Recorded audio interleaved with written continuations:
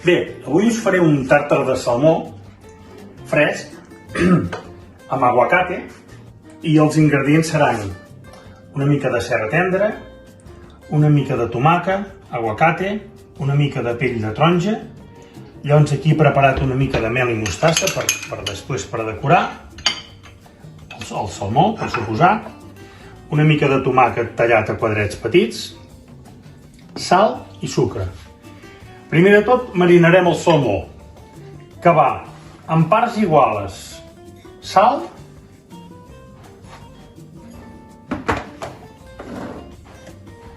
i sucre.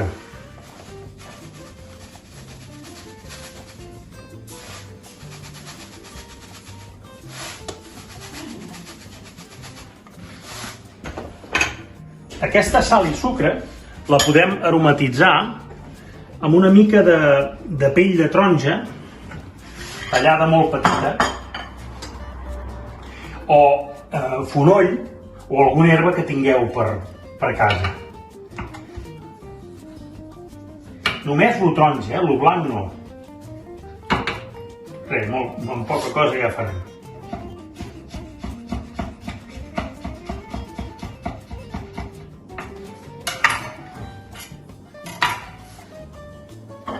Això ho barregem bé.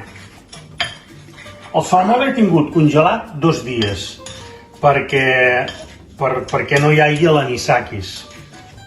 S'ha de tenir congelat 2 dies i ara posem el salmó tan fàcil com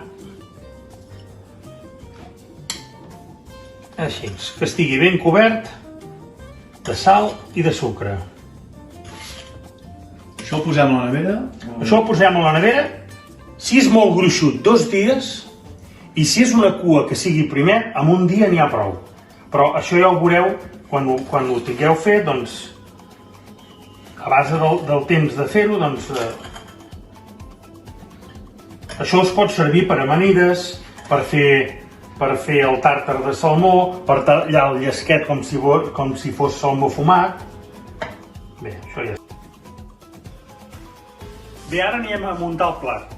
Jo ahir vaig fer una cueta de salmó petita, primeta, i ja l'he tallat a dauets petits, dauets que siguin de bocado, i ara passarem a muntar el plat.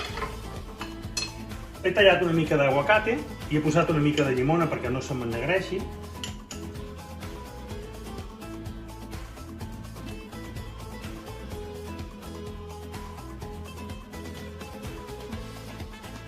Bé, anem a acabar el plat, traiem l'aro, posarem una mica d'oli per donar una mica de brillantor i posarem un parell de torrades.